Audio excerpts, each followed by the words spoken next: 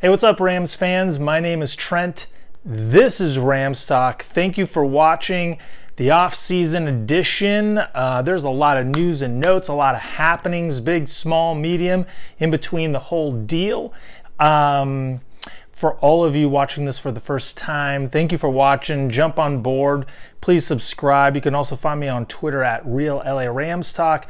For all the legacy guys and gals, it's been good to get to see you back in the mix with my last video. So hopefully you're watching now, and I'd love to hear what you think.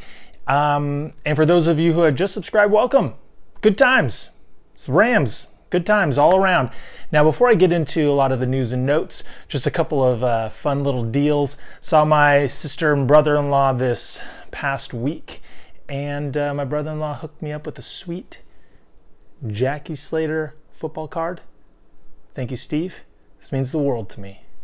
Also at work, found out that one of my coworkers' wives works for the Rams. I'm not going to say who she is because it's pretty awesome, but they hooked me up with a Rams towel. Thank you, David. Awesome stuff. And also another one of my coworkers and friends, Mish and Kyle, they've been hooking me up with Rams towels for all the games they went to. They had season tickets. So thank you to you guys. Thanks to Dave. Thanks to Steve. Thanks for all of it. Now, so a lot of, I think the last video I had talked about Eric Weddle, primarily Eric Weddle, and then the loss of the releases of Barron and Sullivan. So a lot has happened since then, and I'm going to start small. We're going to build up to the big stuff. So the small stuff is the promotion of Shane Waldron from passing game coordinator to quarterback coach. So that was previously held by Zach Taylor, who went and became the head coach of the Bengals. So Shane Waldron is now the quarterback's coach. The Rams also hired another Zach, Z-A-C Zach, just like Zach Taylor, Z-A-C Zach Taylor. They hired Zach Robinson to be the assistant QB coach. Now, Zach Robinson, he actually played football. He was drafted by the Patriots. Didn't really play much as a quarterback, but he's only 32 years old, and he spent his previous job was working at Pro Football Focus as a QB evaluator. So he basically looked at all the QBs. That was his focus. And in particular, he logged every throw Jared Goff has made in his pro football career. All 1,394 throws Jared Goff has made. This guy, just independently of his own job outside of the Rams, was looking at all of that and evaluating all of that. And he even was following Jared Goff all the way back at Cal. So essentially, he was stalking Jared Goff's tape. And I think the Rams saw that or knew about that. And that was one of the reasons why he was brought in to help with Jared Goff's development. He also is like a QB coach. So kind of cool. I mean, this guy, you know, if you read the quotes, he knows. He said that Jared Goff can make every throw in the book. And you know, when you think about continuity and coach continuity, this is, I want to say, what, Jared Goff's fourth QB coach or assistant or someone who's worked with him in his 4 years. I started with Chris Wenke his rookie year. Then it was oh gosh, the guy who's the head coach, LaFleur. And then it was Zach Taylor, and now Shane Waldron and Zach Robinson. However, Shane Waldron was there as the passing game coordinator. So, I mean, there's familiarity there. So, just an interesting news and notes there. Ted Rath, the Rams strength and conditioning coach, has been charged with 3 counts of sexual battery. Now, he is absent from the team while the Justice the Justice Department? No, but the authorities work it all out, and due process is happening. I'm a due process guy. Who knows what happened? They don't really have any details. What we do know is that this happened, or he was charged and arrested on January 15th. He was not with the team in New Orleans. He was not with the team at the Super Bowl. The Rams said that he was recovering from an injury. And knowing Ted Rath, he could have strained something. The guy's RPMs are like redlining all the time, so who knows? He could have pulled something. But I guess we're just waiting to see what the legal system has to say about that.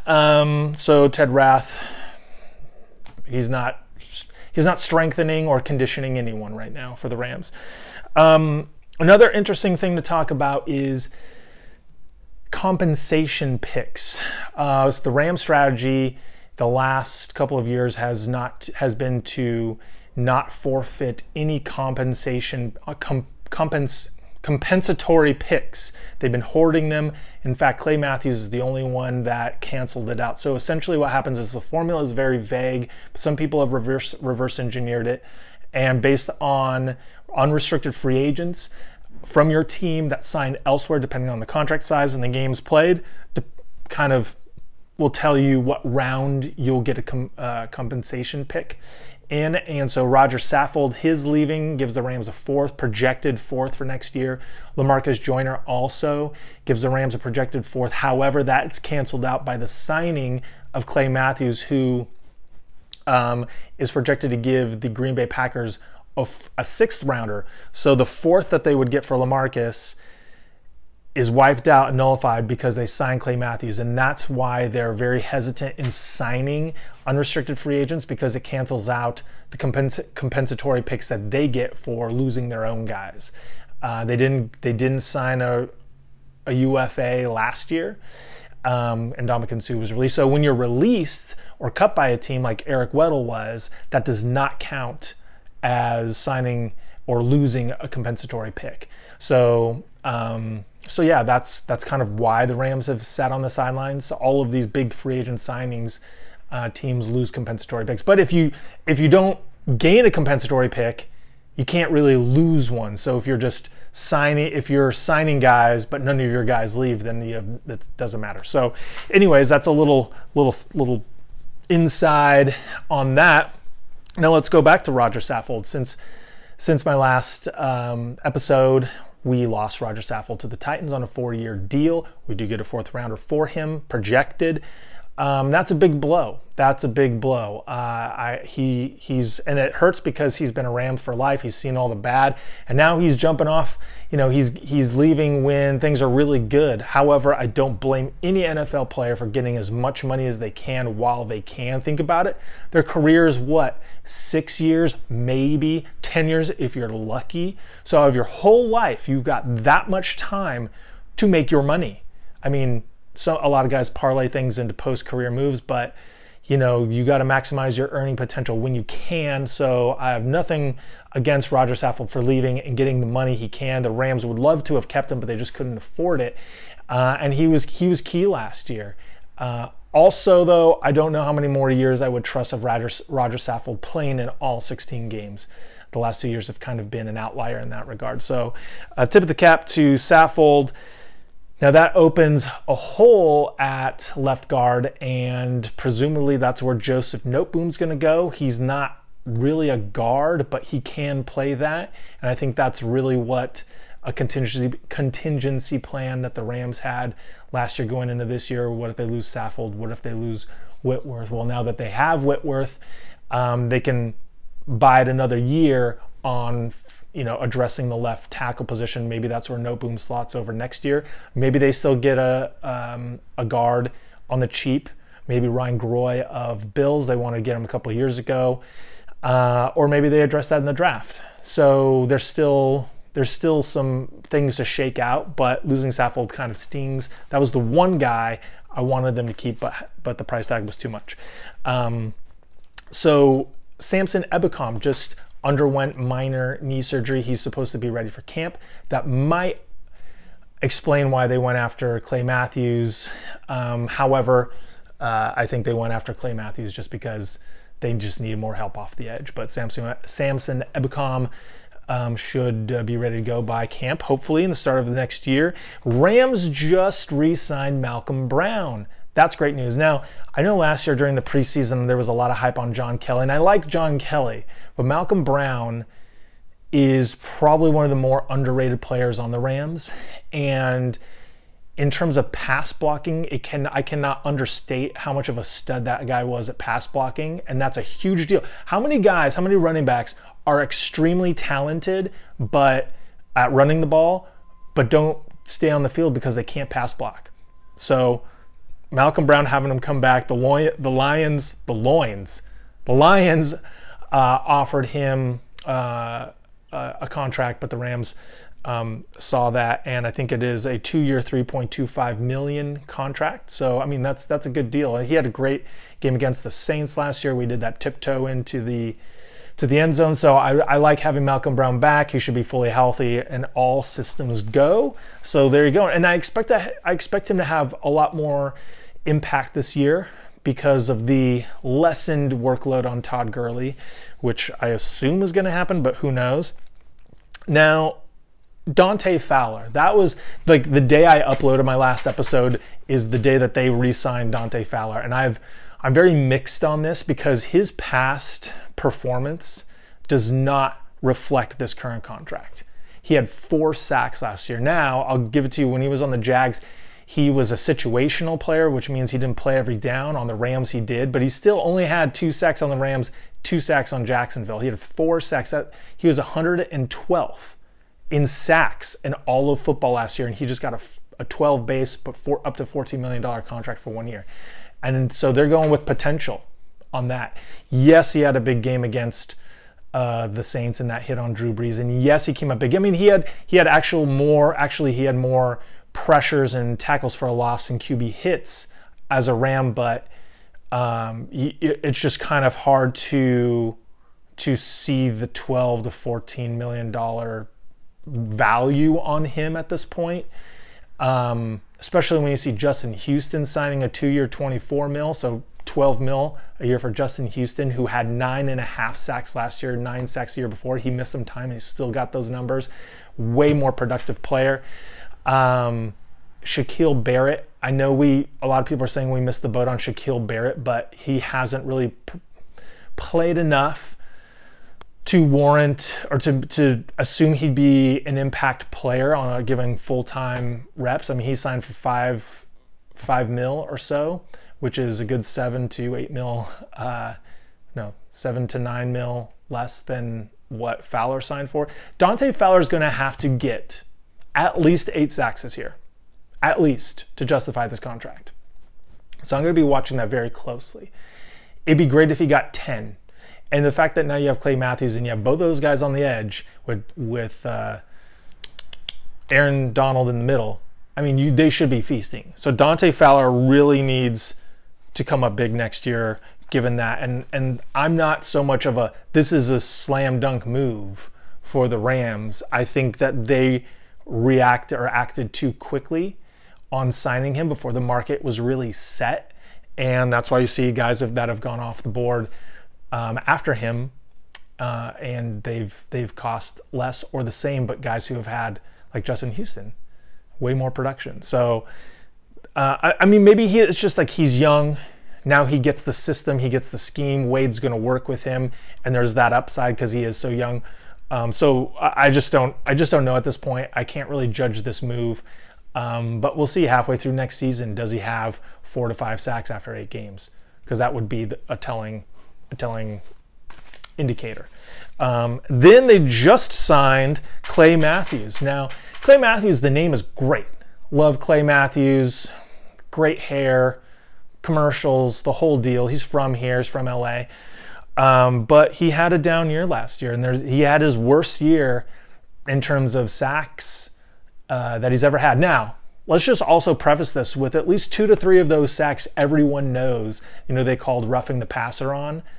And it was like that huge controversy early in the year. So, I mean, he easily, instead of 3.5 sacks, he easily could have had 5.5 or 6 sacks. That looks a lot better. The crazy thing is 3.5 sacks is still a half a sack more than Samson Ebukam had last year, all of last year. He had 3. So remember going into last year when our edge rushers were Samson Ebukam and I think Matt Longacre? Yeah. That was a huge question mark. The linebackers as a whole, Barron coming back from injury, Corey Littleton in there. Corey Littleton, I think, finished 10th in all of football in tackles last year. So side note, Corey Littleton, pretty awesome year, great value. But the 2 edge rushers we had going into the season last year, I mean, Ebukam had his moments, but then there would be games he just totally disappeared. So now that we have Clay Matthews, who I still think has a lot of gas in the tank, I wouldn't be surprised if Clay Matthews had 7 to 8 sacks. Because 2 years ago, 2017, he had 7.5 sacks. He had an 80 rating by Pro Football Focus compared to last year when he had a 65 rating. So, I mean, who knows? And you know, he didn't have anyone on Green Bay like Aaron Donald's taking up all the attention. Another person like Dante Fowler, who was very dynamic off the edge, or Ndamukong Suh. Or, you know, he didn't have these other guys that the Rams have to kind of take up a lot of the attention.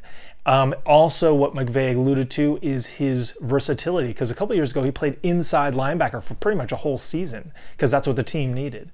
So the fact that they can shift him around and they don't have to substitute for him on a regular basis is actually a big deal.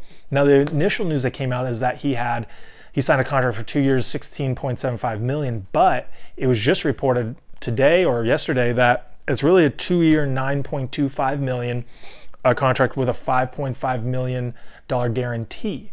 So essentially, you know, if it's a 1-year deal, they pay him the 5.5 this year. If it doesn't work out, they're done.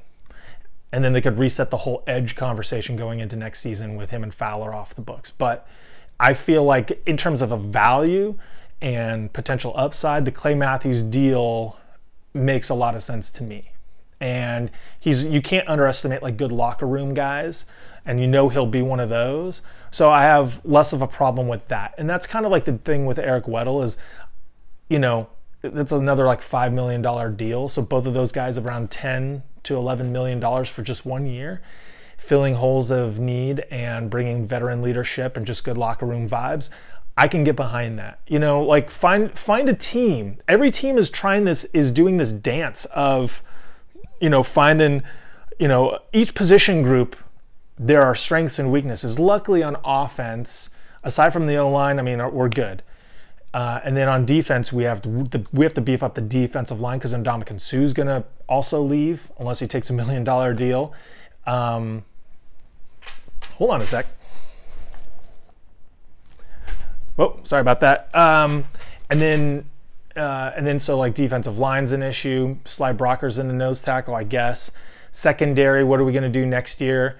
2 years from now, once Akib and Weddle and potentially Marcus Peters are gone. So like there's just a lot of shifting around. And if you ask me now, the edge position for the Rams is light years ahead of where it was last year going into the season. So yeah, we spent a lot of money, but got to do what you got to do, right? Now the last one we're going to talk about is Blake Bortles.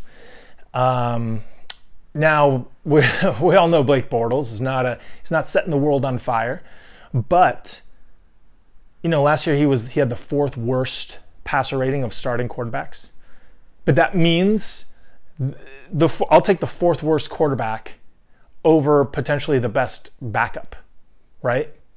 And just 2 years ago he had the 20th best passer rating. So his production has fluctuated throughout the years. But he never really had, I mean, his offensive line wasn't great.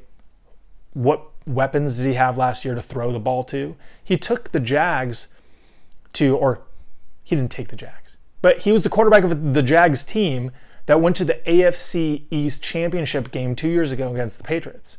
So he's played in big games, and he is a million times better than Sean Mannion. A million times. That's terrible. That's weird to say. But Sean Mannion, like, come on, guys. For $1 million, Blake Bortles, I'll take it. And the interesting thing about Bortles, Clay Matthews, and Eric Weddle is essentially they were like, hey, if the Rams call, we're in. We don't even need to go. Like Blake Bortles said, I don't even need to take a visit. If there's an opportunity on the Rams to be a backup, I'm in. Whatever. Eric Weddle told his agent, Clay Matthews, like, I want to be on the Rams before any of this started. The Rams now are a destination with Kroenke, with the stadium, with McVay, with the culture, the winning.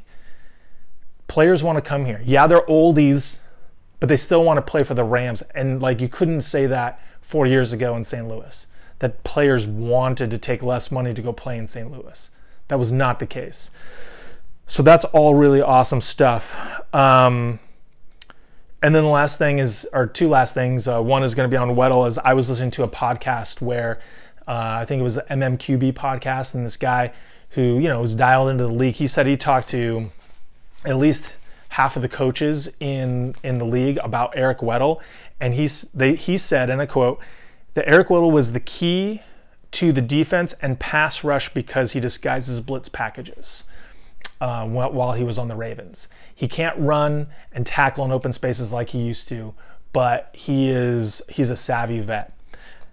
And then the last thing is, I think we're going to see a lot of Micah Kaiser and a lot of Jonathan Franklin Myers off the end. So last year's rookies, I think, are going to pay huge dividends, and we're going to see what they got. Everyone here in this Rams community has really been, clamoring for Kaiser, John Franklin Myers, Obo, and it's next year we're going to see what these guys have and see if they're real contributors, because that's what you need. The Rams need to hit on their draft picks, especially the mid and late round picks. They need to hit on these guys so they have young, cost-controlled starters or key contributors throughout the year. That's how you really balance and build your roster, because they're running low on cash. So yeah, that's it for now. We'll see what other happenings come down the pike in the next week or two, but I'm going to start shifting gears to the draft, see what the Rams have to focus on. I mean, as far as I'm concerned, maybe like an offensive lineman, but primarily defensive line, secondary, edge. I would love Jalen Ferguson. I would love one of the defensive tackles out of Clemson. I love someone in the secondary. So I really feel like that's where they're gonna shift it. So anyways, thank you for watching, everyone. This was probably one of my longest episodes yet, but there was a lot of stuff to get to. So thanks for watching. Thank you for subscribing. Tell me what you think about the offseason so far. Tell me how you feel about keeping or paying that much money for Dante Fowler, for Clay Matthews, Weddle, letting Saffold go, Ted Rath, Malcom Brown, Shane Waldron, Zach Robinson, Zach Taylor, Zach Stacy. Oh, I can't even believe I forgot to mention this. So I'm on Twitter. I log in like a couple weeks ago, and I found out that Jim freaking Everett is following me. How cool is that? I got to actually hit him up and ask him some questions. So, I mean, I grew up watching Jim Everett, Flipper Anderson, Henry Ellard, those teams, Cleveland Gary. Those were like my Rams of like just getting into football. So that's like super freaking awesome. Yeah, anyways, so stoked on that. But thank you for watching, everyone. Really appreciate it. And until next time, go Rams.